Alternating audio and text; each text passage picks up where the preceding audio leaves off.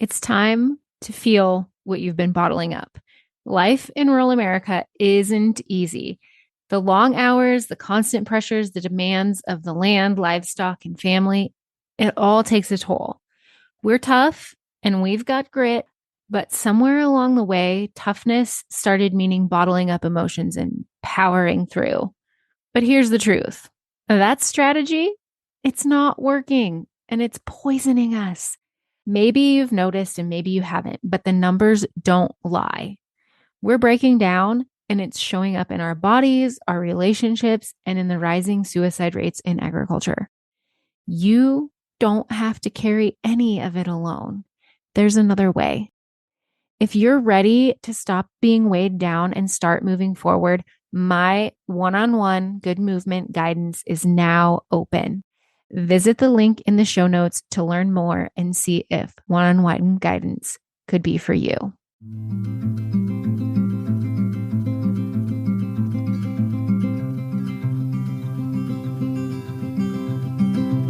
I'll carry you, you carry me, we'll help each other through it. Come on and see, good movement draws good movement. Welcome to Good Movement Draws Good Movement, the podcast where farmers, ranchers, and rural folks can grow relationally through awareness, understanding, and effective communication. Hey, it's T. I'm your host, and I, along with my guests, will be covering topics related to drawing good movement. Things like self and social awareness, brain science, positive psychology, extending grace, and so much more. We'll share tools that can help you understand why you are the way you are, why others are the way they are, and how you can use that to step out of self-told lies with grace and compassion to draw good movement in conversations, relationships, and life in rural America.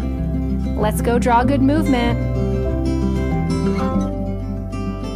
Welcome back to the Good Movement Draws Good Movement podcast.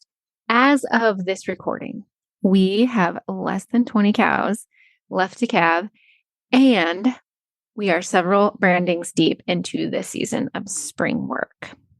Spring work around here involves branding calves or giving them their permanent form of identification, giving them their first vaccinations. And on our place or the ranch that we live and work on, we also tag it branding. We don't tag it calving. But other places, they get their vaccinations and their permanent form of identification. And depending on the operation, they might get a couple other things or a few less things. But the other day at one of the brandings that we were at, the panels popped about a quarter of the way through and half of what was left to get branded exited the pen. The way most brandings go around here is that the pairs are gathered into a pen of portable panels, like made of portable panels. And some of the cows are sorted out, so it's easier to catch the calves.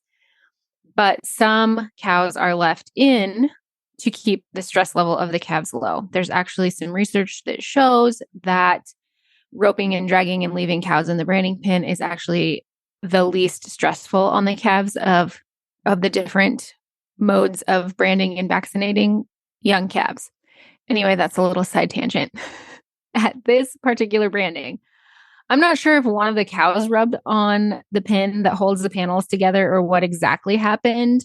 That part doesn't really matter. But the panels opened up and a bunch of the remaining calves and all but a couple of the cows exited stage left out into the pasture.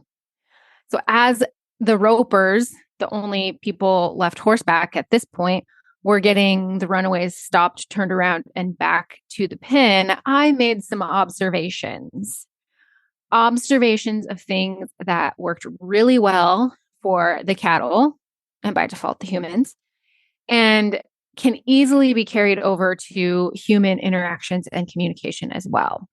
The first thing that I observed is that all the humans remained calm. The cattle were a little worked up because being in the branding pen is a little bit of pressure. They weren't like super stressed about it, but they definitely wanted to leave where the pressure was because that's what they do. They move away from pressure.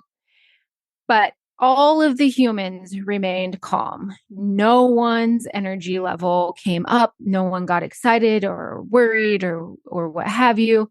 The people that were horseback, they remained calm. They went and got out ahead of the cattle that left the pen.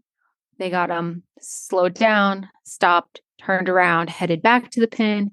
The people that were on the ground crew also remained calm. And cattle, they move away from pressure, but they also feed off of and pick up on our energy. So their handlers' energy or horses' energy or other cattle's energy. And because the human energy remained low, then the cattle energy came down instead of getting amped up and then causing them to run to the opposite end of the pasture instead of just a little ways outside the branding pen. And this converts to our human to human interaction as well, because our fellow humans read and feed off of our energy, and we read and feed off of other humans' energy. So when we're interacting with other humans or we're in conversation, if we can remain calm, especially in a stressful, high stress situation or a conflict situation, if we can remain calm, even if the other person isn't calm, we have the ability to help bring their energy to meet ours. If we can keep ours from matching theirs, obviously. So that's the first thing I observed. Everyone remained calm. And that works when we're interacting with cattle. And it is definitely beneficial when we're interacting with our fellow humans. The second thing that I observed is everyone gave the cattle plenty of space. So when the riders went out, they didn't go right to the cattle to get them turned around. They gave them a wide berth and put a lot of space between themselves and the cattle. And it seems counterintuitive, but this works really well with cattle. If you want them, if they're heading in the direction that you don't want or need them to go, you can slow them down or stop them in a couple of ways. One way is to go parallel with them to get them slowed down and stopped and turned. But in this situation, that wasn't really going to work. The other way you can get them slowed down or stopped is to give them wide berth and put plenty of space between you and them so that they have plenty of time to see where you're at and slow down and stop. And then you can start moving closer to them back and forth. And then that will cause them to turn around and head back. And that's what happened. They didn't go right for them. They didn't even go at a high, they went with enough speed to get where they needed to be, but it wasn't a high rate of speed, too much energy. Like I said, everyone remained calm. And then when the riders got the cattle turned around to go back into the panels, the people that were on the ground crew gave them a lot of space. So we released the pressure and made it open and spacious enough that they wanted to come back into the pen. There wasn't, like I said, we gave them space because, again, cattle move away from pressure. So we didn't want to make the pen have a lot of pressure in it because we wanted them in there. You give cattle enough space to make good decisions, right? Or help them make the decision that you want them to make. And this can be the same for humans, although we can't really make people make the decisions that we want them to make, but we can give them enough space to think and to make good decisions. When we put a lot of pressure on ourselves or others, sometimes we make hasty decisions and we're not able to fully think things through. And sometimes those hasty decisions are not always the right decisions. But if we give ourselves and others some space, then we can make good decisions and others can make good decisions. And I'm not saying don't ever put pressure, because sometimes we need, like in the workspace, we need to have a little bit of accountability and motivation, but that is different from the pressure that comes from nagging, I guess. So space also can be very helpful in our human to human interactions, as well as our interactions with cattle. The third and final thing that happened that I observed was the ground crew opened the panels up on the opposite end of the pen, like made them wide open so that the cattle could see through, like they could see where they were headed. That wasn't closed off by any panels or people there. It was just when they got into or got near the opening where they got out and where they were going to come back in. When they turned that corner, all they saw was wide open. They could see where they were headed, where they were supposed to go. Now, when they got headed in there, then obviously the ground crew closed the panels because we didn't want them to leave. They still needed branded and vaccinated, but they could see where they were headed. Cattle, for the most part, need to be able to see where they're headed. If you've done a lot of interacting with your cattle and they trust you, they may not need to see where they're going as much as newer cattle or unfamiliar cattle or cattle who you haven't communicated with and built that relationship of trust. But for the most part, cattle need to be able to see where they're headed. And opening the panels made that possible. They could see where they were headed.